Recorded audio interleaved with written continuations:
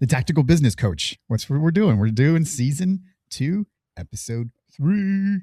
I love this, dude. Today's mission is basically about authenticity. Authenticity and probably, I would say, balance. Wouldn't you say maybe? We're talking about AI. Talking about AI. Today's mission is to reclaim something that I think the business world is losing really fast, which has to do with authenticity. So here's the sit rep. Okay. AI has saturated the market. I can see it. I can feel it. Now that I have used it myself, I can see that other people are using it. And look, I think it's fantastic that we have a new thing, but it's getting a little saturated, right? Everything is looking exactly the same. Everything feels the same. Everyone's using the same captions. And guess what? It's all too fucking perfect. Stop it. And when too many emojis. Right. Build on the emojis. We don't need that many emojis. Oh, wait. Whoops. That's what I do. I love emojis. I love those bastards. But yes, I will. Okay, thank you for that. I will tone it down a little bit. I can still use them in my messages, right? Yes, you can use emojis, just not like 50 or not like every emoji that was ever created known to man. Okay. I don't do that. Don't do that. No. I do one in at least every message, but not more than 2. I try and keep it, right? I keep it 2, right? Yes, you can't use too many of them because you're right. It's too much. It's oversaturated. And then what happens is what? It feels like not you. Because I want to hear from people. I want to hear from humans. Remember, we even started this whole thing with we're selling ourselves. And if we start just depending on AI to write our things, to come up with things, to like deploy our things and maintain our things and all the shit, it's no longer even you. You're trying to make a buck and AI is going to help you do that. We're going to tell, at least people like me and her. We're consumers and we're going to be able to tell because we know the difference between remember phones. Remember phones before the iPhone with the cord before the iPhone. Not just even that. Just remember like Nokia. Oh, right? Little digital like game, little antenna. Like yeah, remember those? Yeah. Oh yeah. Yeah, and then remember that we made that big transition to like iPhones. So sexy, right? It's huge, and but you see the point is that we can see the difference between like analog and digital. We know and feel it. We can definitely now see the difference. It may be different now with generations, like generation Y, Z, whatever, because they're growing up with AI, so they not be able to tell the difference. But we're the consumers, and we can tell the difference. I can see it. It's starting to be everywhere. It's like, what's your input on this? Have you seen this everywhere? How do you use it? Oh, I definitely use it. And I talk to a lot of clients about using it. And my phrase is you need to learn how to use it properly and responsibly. Keyword responsibly, because you can't, in my opinion, use it willy-nilly, and you can't use it thinking that it's going to be end all be all correct. You have to fact check it. It's not always correct. It is a robot, and it's all about what you put into it to get out of it what you want.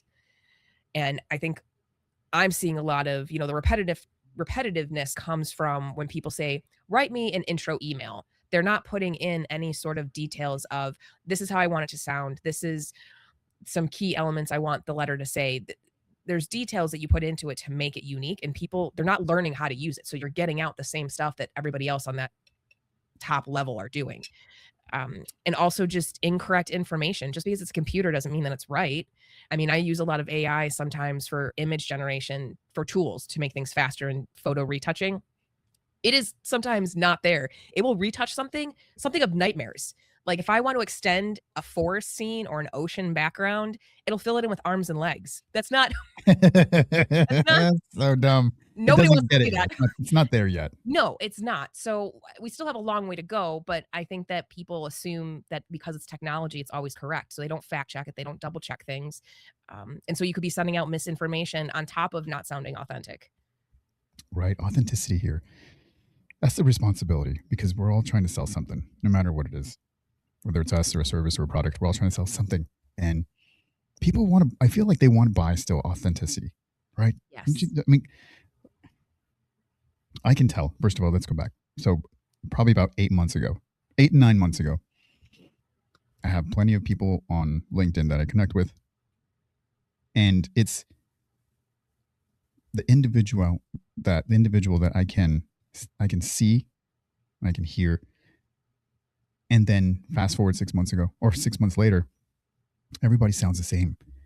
And no matter how much you try and like ask the AI to say, "Hey, I want you to sound more like me," or "I want it to be humorous." It's not. It's not. It's still a fucking robot. I can still tell. Well, and I think that that particular example is AI on top of AI, meaning the content written is from AI, and then the system in which it's being sent out is also AI. I personally, this is going to sound awful, if I get a contact and I accept them because we have mutual contacts, right? They seem like a good person to add to my network. And then I suddenly start getting messages every few days of, "Hi, I'm trying to solicit XYZ. Hey, just putting this at the top of your inbox." Block. Like, I already know that you're AI. You're not actively going in Yes. every day and Yeah. messaging me. Yeah. You're now sending me a message you did not write that is not you. You genuinely don't really want to connect with me. And now you're using an AI system to do the work for you. There's a time and place for it, but because of my industry and where I'm at, I understand how that's operating. You might be getting other connections or meetings set up using that process, but that's not me. I see through it. I want an authentic message from somebody that I can tell is written by a human being and that they literally took the time to write it. And Yeah. I know that Do that's you not know? always feasible, but Yeah. Do you know why you want that? Oh, let me answer it. Is it okay if let me answer it? please. Because this is the coaching part of this. I hear constantly from people, and not in a bad way, not in a negative way, not in a naggy way, but when I talk to individuals, whether it's clients or colleagues, connections, that is exactly what they crave is connection from humans. Nobody. No, maybe there's going to be robots to help augment your daily life to make stuff and make it easier, but people crave connection, and you can sense that. You were literally talking, and I got a notification email, and it's fucking from AI. I can tell. I can tell, dude, because it's from like the same, like, "Hey, thanks, thanks for what you're doing on my channel," or they'll say, "Hey, Bad Coach Rex," and I'm like, first of all, that's not my name, so people don't talk that way. You know what I mean? Like nobody would address me that way. That's just the brand. You know what I mean? Like so. Yes. I know that you're already not human from like their subject line. So guess what? I don't want to make a connection with you because you're not human. We crave connection as people. We crave connections. And as a coach, I'm telling you guys and girls, fuck, I keep saying guys and girls. I really mean just men and women. It's just a habit of mine. I said that It's once fine. and someone was like, "I'm not a girl. I'm a woman." I'm like, all right, my bad. Sometimes I'll say, "Hey, kids." Yeah. Hey, men. Hey, men and women. It sounds so formal. Hey, humans. Just people in general. We'll just keep leaving it like that. People want connection. You will not get connection from AI. So they're craving leadership, right? They want someone who sounds like a real person with real conviction. And most of these things that are coming out are like templates, right? Do you feel that? Do you feel the template? Like just like that message I just got, as you were talking, it was like, "Hey, Yes. hey, Bad Coach Rex," or they'll say, "Hey, MFC for vets." I'm like, that's not how you greet a person. That's not. You're not even doing it right. You're not even doing AI right.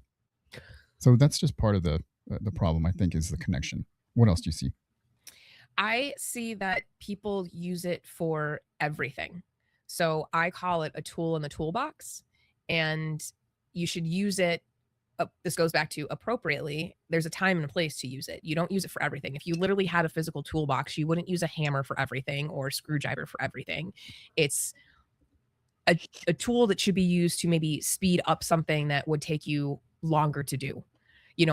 For example, often I will use it to write an email, but I've already drafted all of my notes of the points that I want to hit in the email. And I have a thread about that content, or to do a meeting agenda. If I'm going to go to a meeting and I have this agenda and it's all unorganized, I use AI. "Hey, can you clean this up and put it in an organized manner?" That's using it to be more efficient. I'm not using it going in and saying, "Hey, AI, I have this meeting. Create the agenda for me." What would we be talking about? What? AI doesn't know how to run my meeting. Like, so I think that people are relying on it too much to lead their lives and fix everything when really it's just a tool that should be utilized at particular times. Yeah, you're like using it's like a hammer. You're just like using it for screws. You're using it to put up, drywall. You're using it to put up your Soundproofing equipment. like too soon, man. I still haven't put it up. I was going to ask you if the sound noodles had gone up, but They're not noodles. And I wish I could still show you what they look like. They look like a studio thing. The lines, the board, the bamboo, those things. That's what it looks like. yes. It's like wood. It's like wood. No, I know, but I just like the idea that they're sound noodles. I don't know why. That would be way cheaper. I should have just done that. For y'all, I know you all know because I rant about it every time. My freaking neighbors are so loud.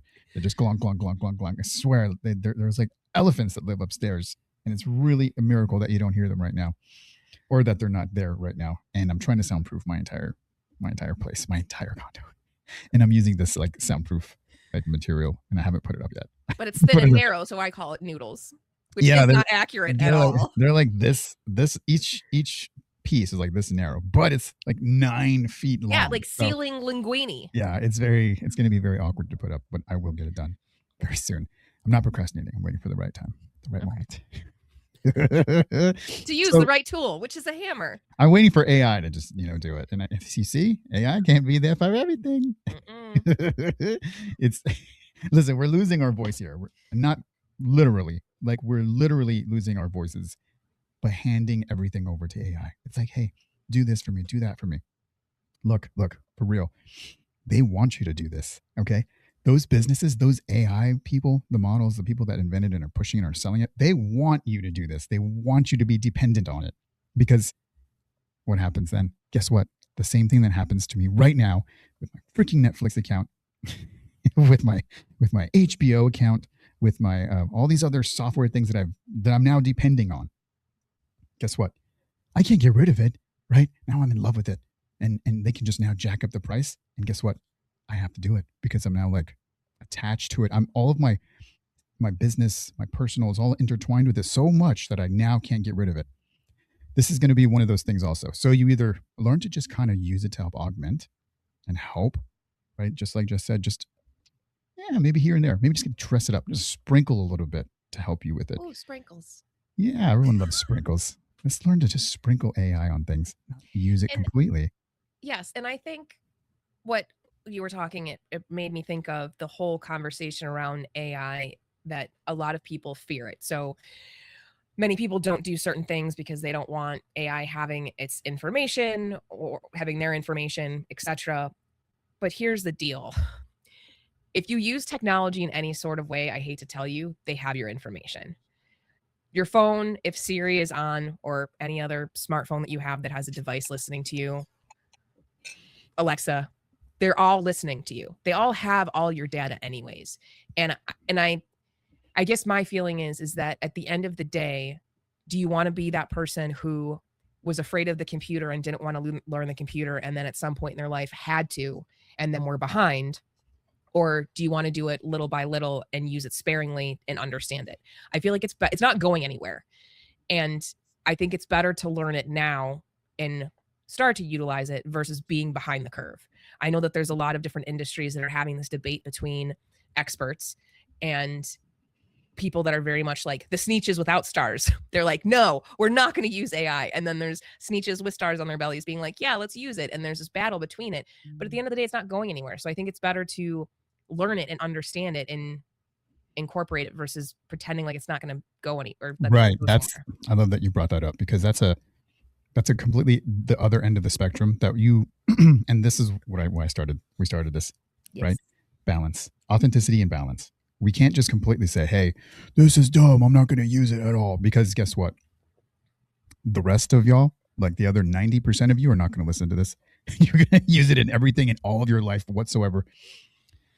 And then when they jack up the price, or when they make it to where you it's a part of you, then there's no going back for you. But for the rest of you, the other 10%, where you're going to sprinkle it, you're going to learn about it, you're going to make it through here, and you're going to be able to sell, I think, more authentically.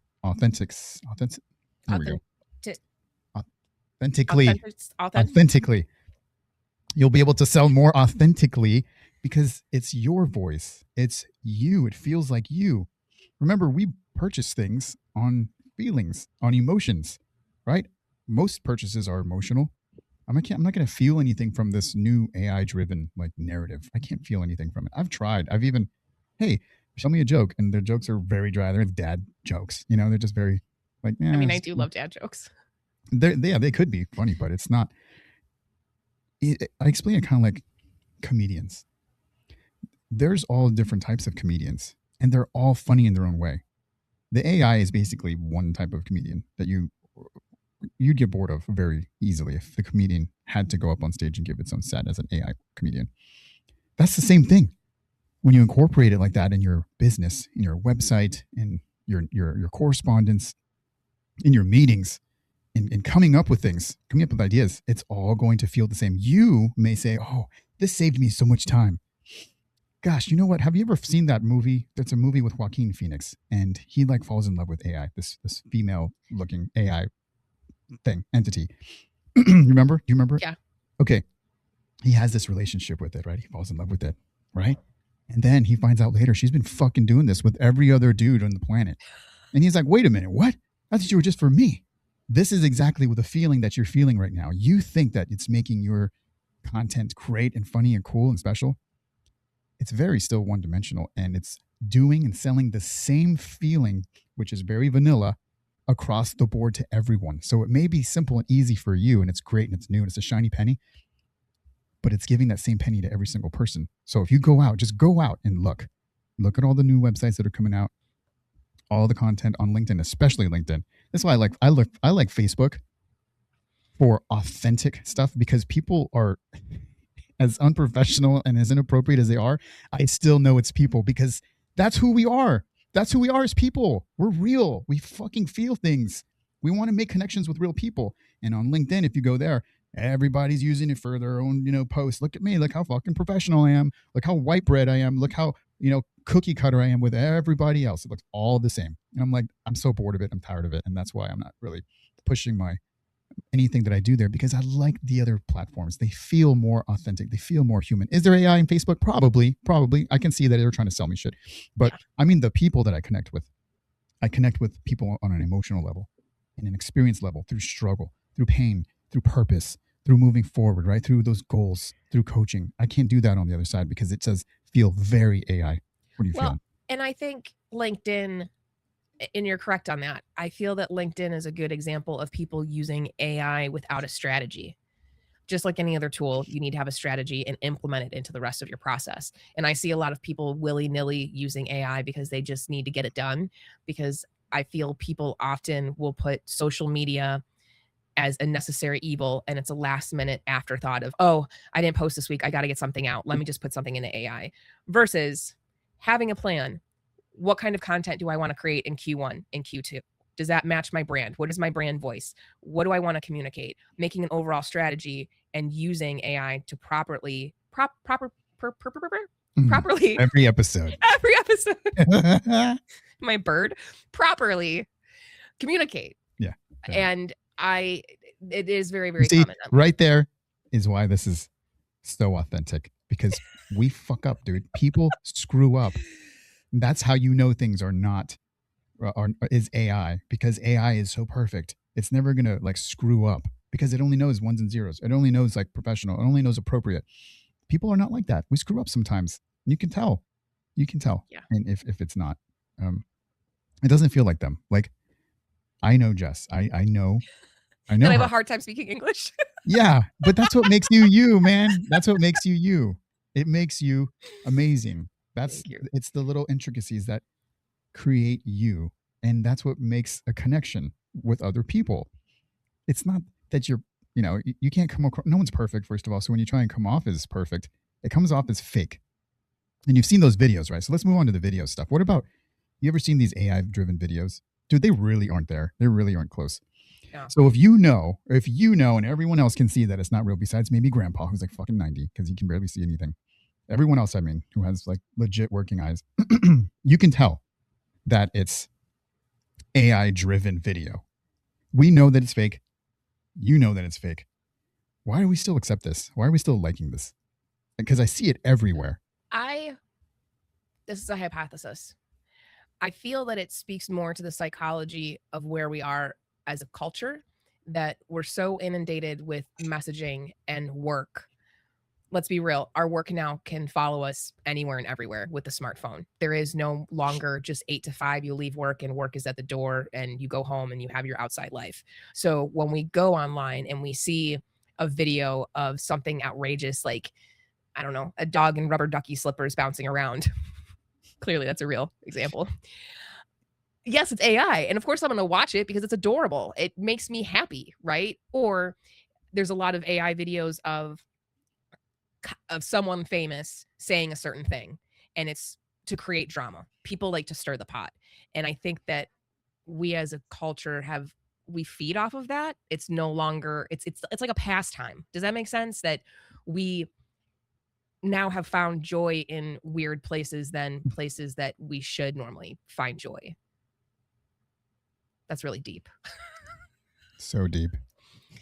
I mean, if you want to take it like one step further, like Let's go. there's that, but AI is now infiltrating relationships where there's platforms and apps that you can sign up to have an AI relationship. And a study was actually done that younger generations said that they would much rather have a relationship with AI. They can handle their own personal needs and they get what they get emotionally, mentally out of this AI connection, and they don't have to deal with the bullshit of dating in the real world. I think that speaks volumes to where we are as a society and psychologically. Like, that's really messed up. So it's interesting. That's a different rabbit hole. But when it comes to video content, we are just absorbing content in a different way to find joy in different ways because we don't find joy the way we used to. That's my thought. So if the generations, like our future generations, are using it, it looks like they're overusing it. So if they're going to overuse it, that tells us we should at least incorporate it. But we have to have the balance. We have to feel the balance out. Where do you think the balance is between not using it and overusing it? Let's say with like, so you were talking, you mentioned it before. I want to hear it again, what you were talking about. So explain to me, a toolbox. What would you use it for? Exactly how do you use it? In my day-to-day, in my weekly life, I use it to clarify meeting agendas, to clean them up. I use them to write emails, often if they're too long, or if my brain is overworked and I can't compute a real sentence, I use it to create that email. I use it to write my blog posts, but I draft those blog posts with my own talking notes and put them in so I get out something that sounds the way I want it to sound. And then I edit it. I don't just copy paste it directly. I change things. Okay, that's a good point, because I have a website too, and I have incorporated AI, and it tells me all the time, it's like, okay, hey, it's time for your weekly thing.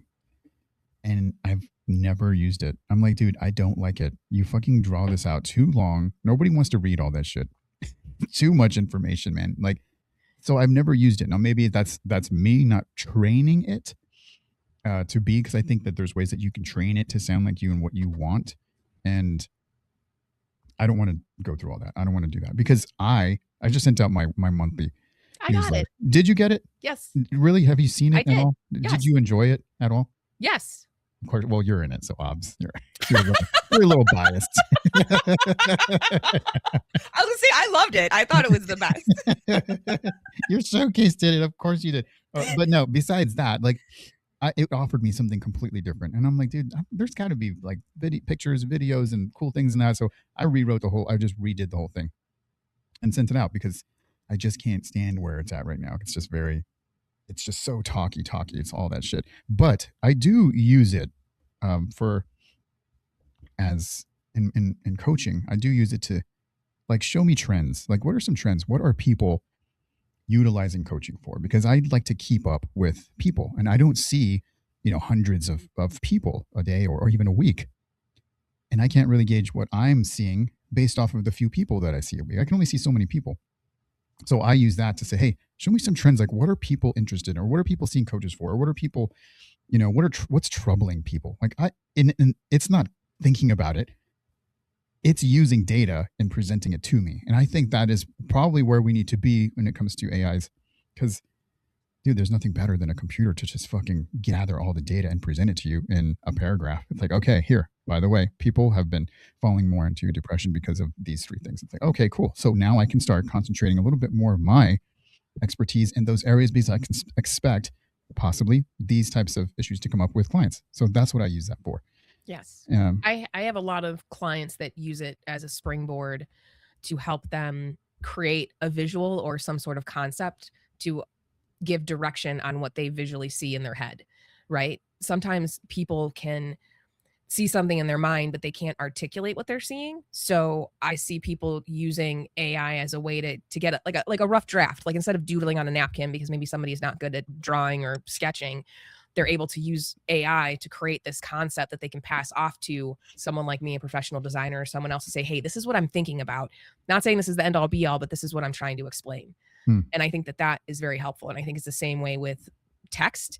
It gives people a place to start to then edit and make their own. Because maybe, staring at a blank page can be very, very intimidating. But if you have something to work with, it makes it a little bit easier.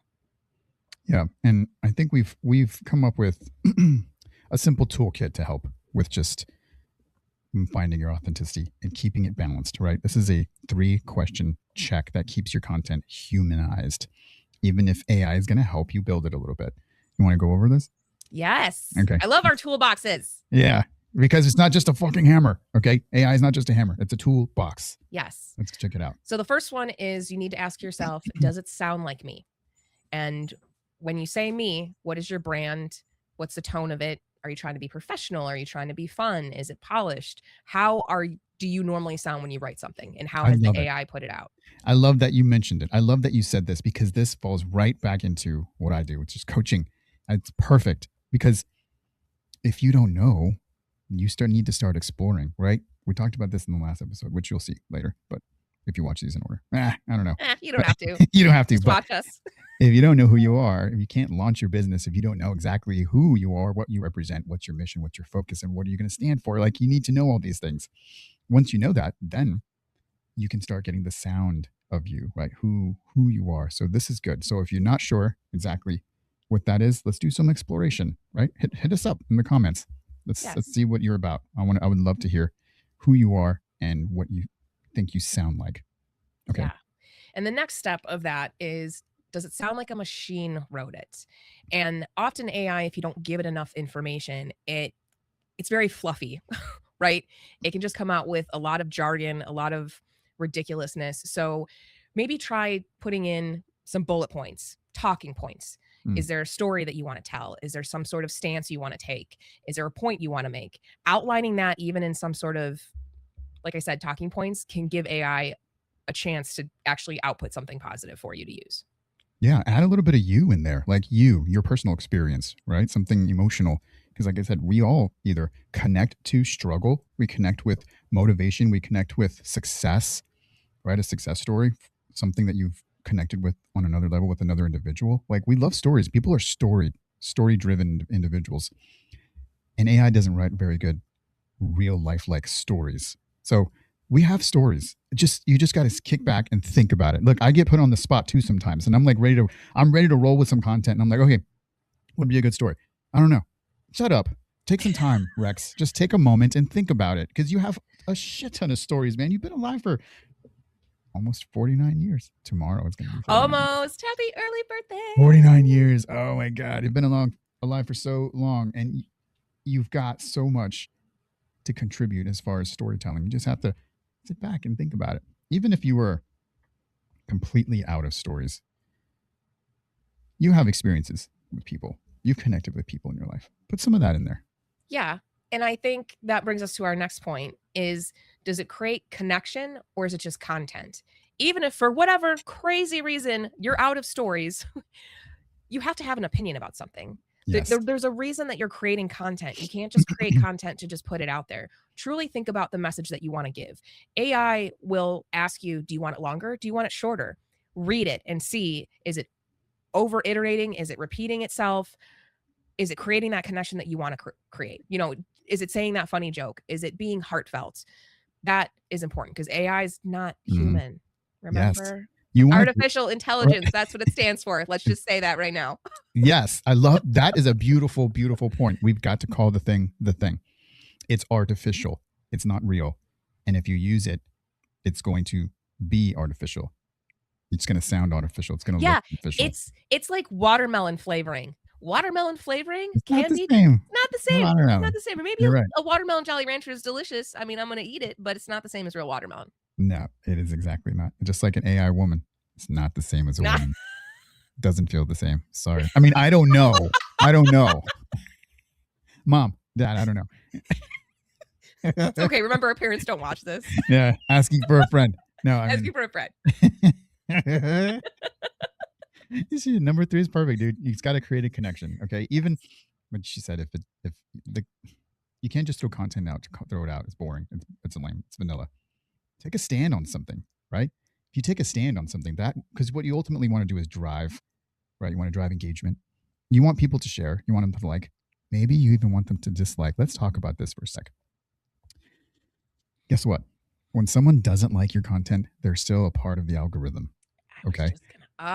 Go ahead. Our brains are connected. I was just going to say that again, the purple cow factor. Not everyone's going to like you, and that's a good thing. That's a good thing, because when you don't like our content, I want you to share that, because you're just adding to the algorithm. That means my content is just going to get spread out even more and more, no matter how. You could have 1 million people saying, you're fucking wrong, Rex, and you're stupid and you're dumb. I want it. Bring it. Bring it. It will get shown to 2 million people. This is exactly how it works. Okay, so take a stand on something. If you take a stance, AI is not going to. It's like, hey, it's like I'm a computer. I don't have an opinion on it. I just have facts. When you take an opinion on something, you're going to drive some content. Either someone's going to help take your side, or they're going to be against it. And there's nothing wrong with that, because we all have opinions, and AI does not. It's artificial. Yes, it's creating an opinion based on what you've put into it. And I feel like, because I say this anytime that I talk to somebody about AI, I truly feel in my heart of hearts, and one day, every time I'm on an interview about AI, someone could rerun it and be like, Jess was wrong. I do feel that as a society, we're always going to really appreciate and respect the true talent of a human being. Like, you can have music done by AI, but would you rather go to a concert to see an AI musician or singer, or would you rather go see Adele or your favorite band? Right. Like, nothing like the true talent of a human being, or being in a room and brainstorming. Like, when we got on a call and we brainstorm about marketing, that's way more fun and productive than us just being like, hey, Rex, this is what I put into AI. Check it out. Like, yeah, lame. So, I don't want to talk about that. I think that we're always going to have that, I hope, in our culture, or at least it's going to happen like way after you and I are dead, when society is taken over by robots. Yeah, and eventually it will. But right now, let's enjoy it. Let's enjoy. Now, before Wally comes. And I think you and I are on the same page as this. And like I said, you have to take a side. Eventually, you have to take a side. Well, we are on the side of use it, but use it responsibly, and use it as a tool, not to replace you. Because guess what? It will replace you if you want it to replace you.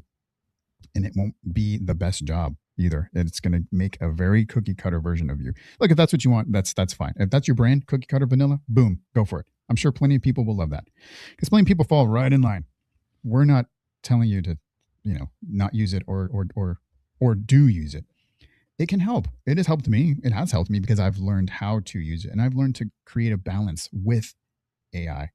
Once you can find that happy medium to help you, like, hey man, maybe you're not a writer. Like, I hate typing. Plus I get carpal tunnel fucking 3 sentences in, and I'm just like, oh, it hurts. And then I'll use the voice thing, and that, voice automation thing where it uses my voice, turns it into, letters. Yeah.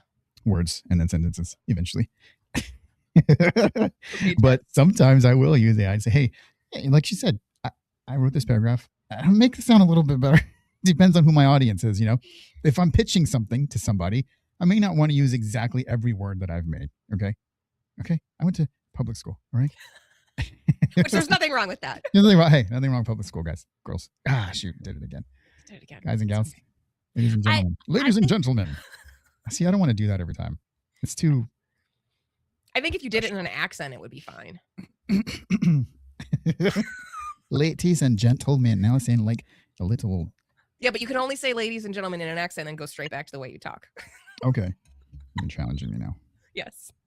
But I think the element of AI is so daunting to people is because technology has so rapidly progressed in our timeline, but it's really no different than the computer coming out, or like we said in the beginning, smartphones from old phones, or Microsoft Word, Grammarly. Like, there's tons of different things that have come out that we're using every single day that have just become second nature to us. Mm-hmm. Look,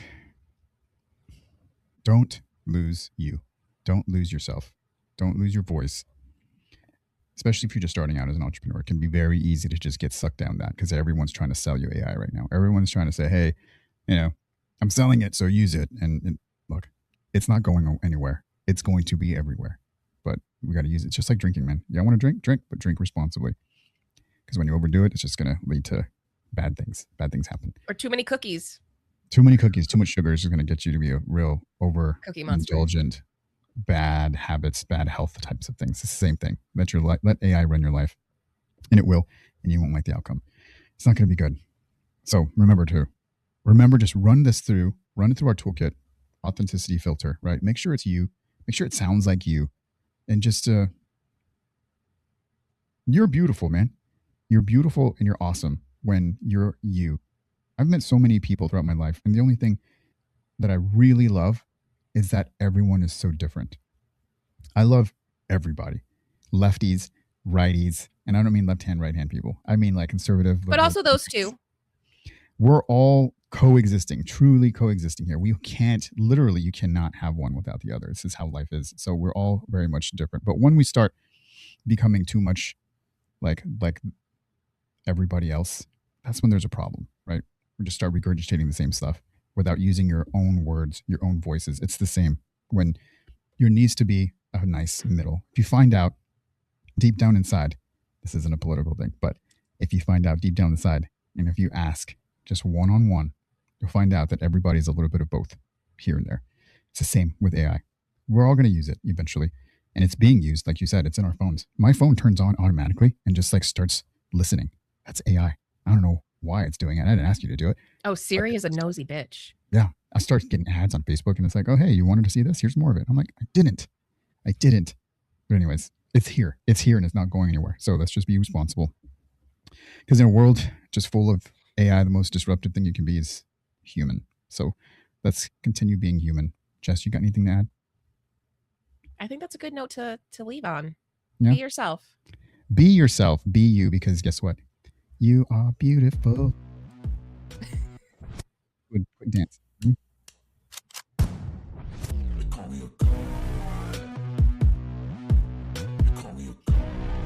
Yeah, I love it. Look, this is the Tactical Business Coach with Coach Rex and Jess. Execute. Be careful with AI. We'll see you on the next mission. Yeah? Yeah.